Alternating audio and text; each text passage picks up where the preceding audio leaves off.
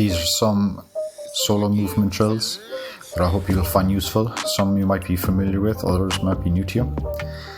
This is a movement drill that involves moving forward and backwards on all fours, loading the wrists, elbows and shoulders, upper body and lower body working together.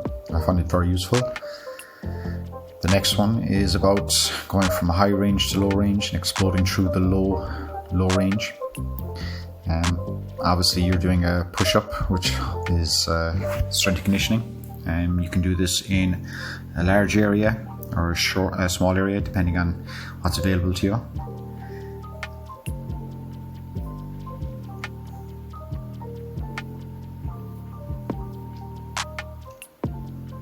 Next up is lateral movements. Again, moving left and right, loading the ankles, knees and hips, placing our hands and feet rather than just throwing our hands and feet left and right. Everything is very deliberate, upper body and lower body working together.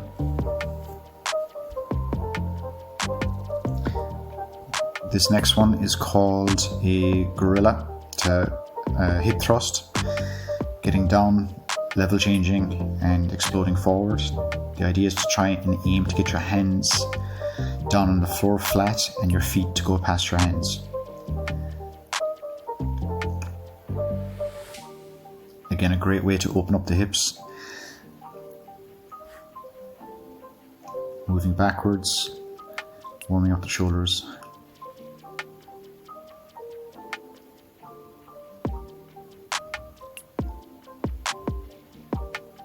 This one you might be familiar with, moving forwards and backwards, using the upright guard position.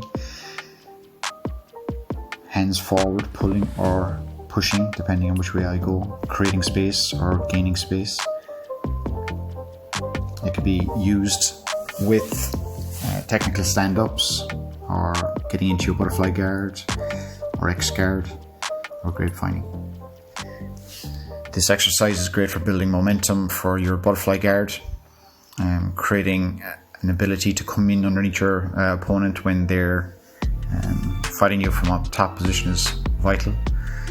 Couple this with backwards rolls, first landing on toes, then landing on knees, and then landing on one knee, and then coming up to an upright position.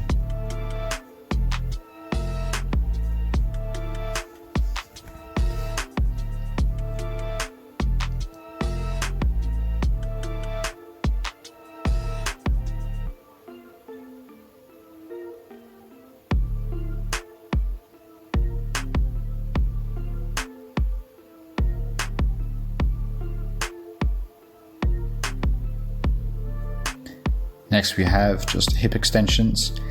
It's important that when we fold in our leg that we make sure that we move forwards with our front heel on the ground, extending all the way through. This is a good way to move from your butt up to your knee and up to a standing position.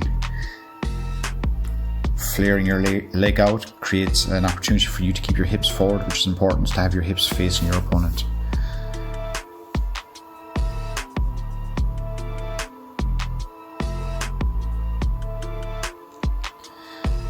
I find this drill very useful for powerful extension, particularly when it comes to our butterfly guards dealing with heavier opponents.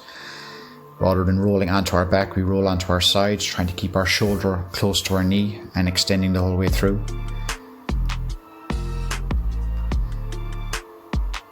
Inverting can be quite difficult. It's an advanced maneuver, but I find that once you've got it down once or twice, you can get to grips with it quite easily.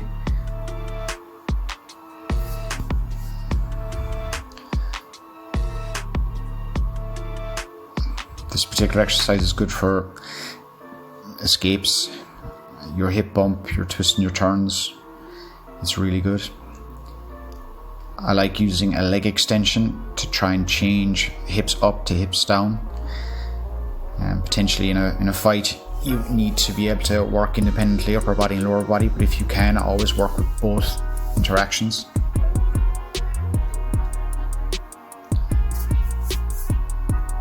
It's a very dynamic movement, it takes a lot of control, but very, very useful when it comes to changing a bad position into a good position.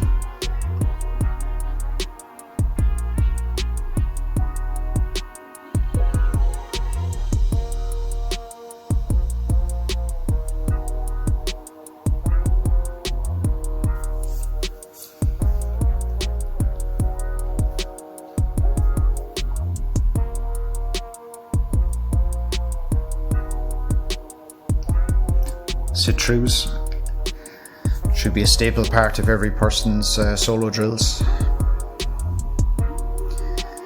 Extending the elbow back, leg as far forward as possible.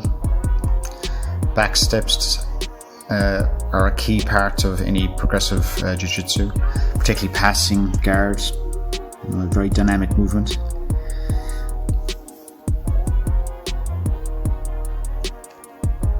Alternating hands and feet, where the hands were, the feet now go.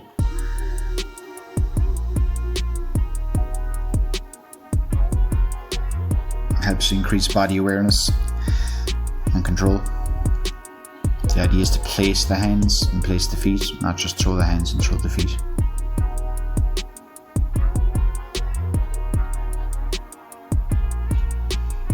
This drill is used for changing position, particularly from knee ride, switching on an opponent who may be bigger or more explosive, changing the ankle and forcing them to adapt to your game.